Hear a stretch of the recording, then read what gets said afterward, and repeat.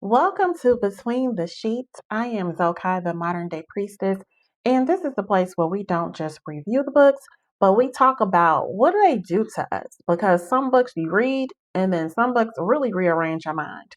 And today, we're talking about Mind of My Mind by Octavia Butler.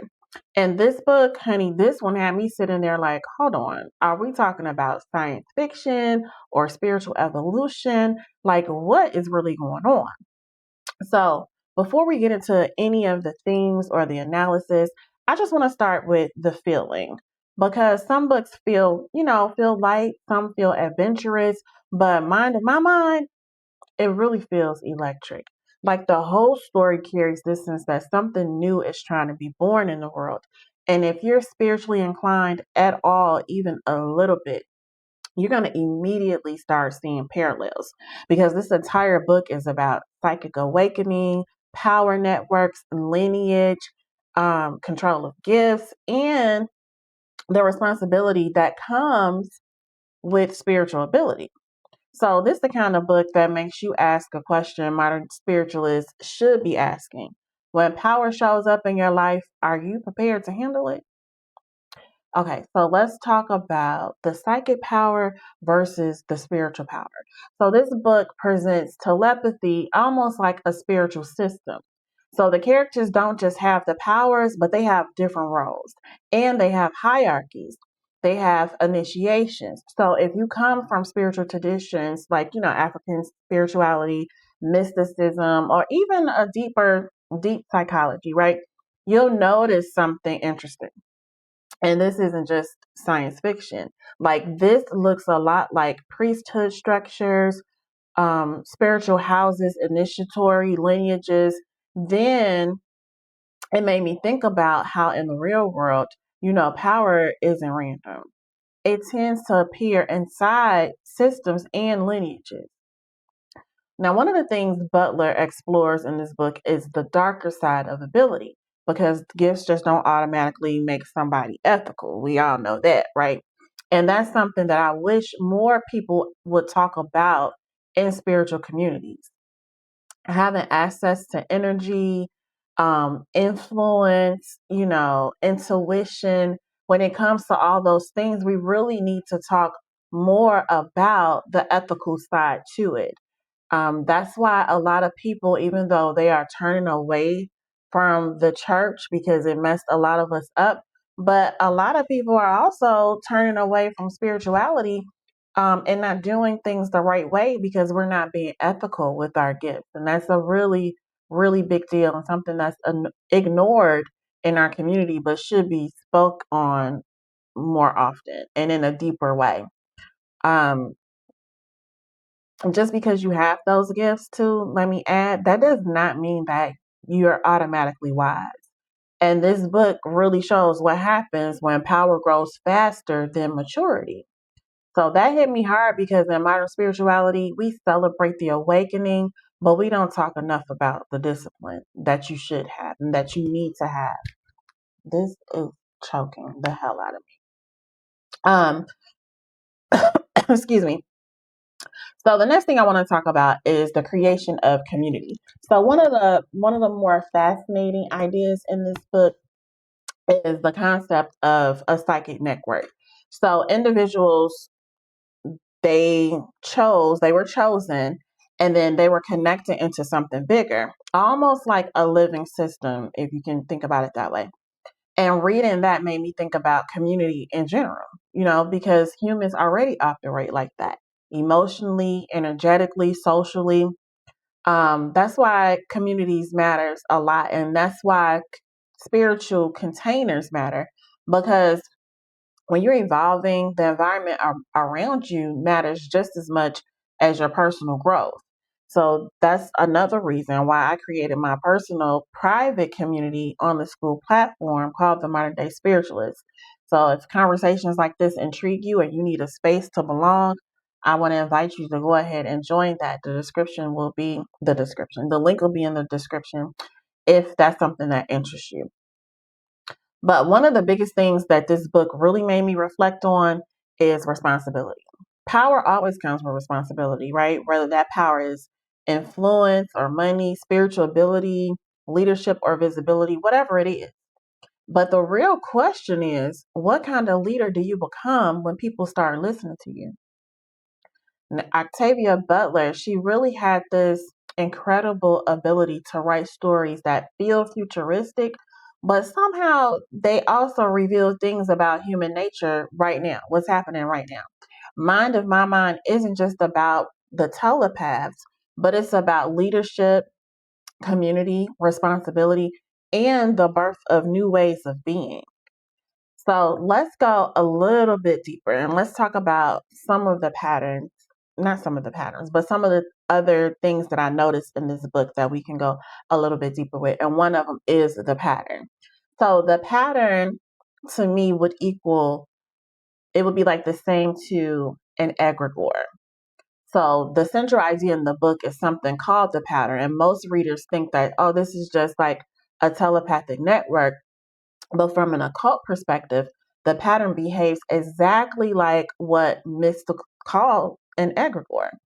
And so, what it is, because I'm tired of messing up the word, it's a shared psychic field created by a group of minds that began to take on its own structure and influence.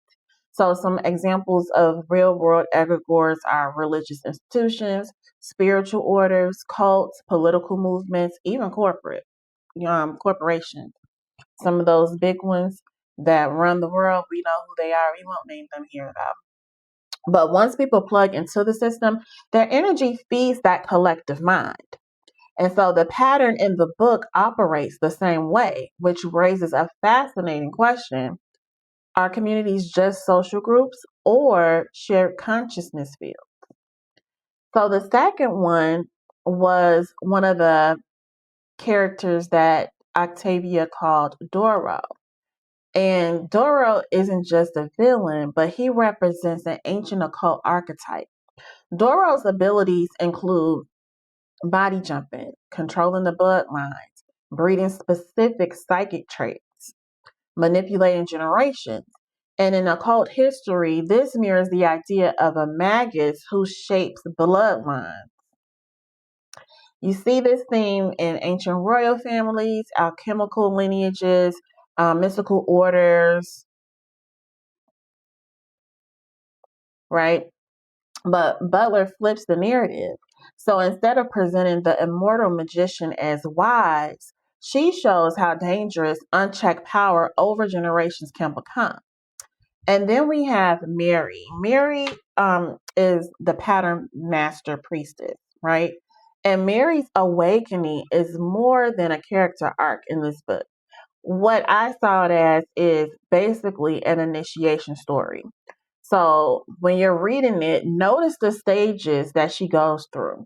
So she has an awakening of power, learning control, gathering followers, building structure. She becomes the center of the pattern. And that's almost identical to how spiritual leaders form traditions today. So the leader becomes the central energetic anchor of the system, right?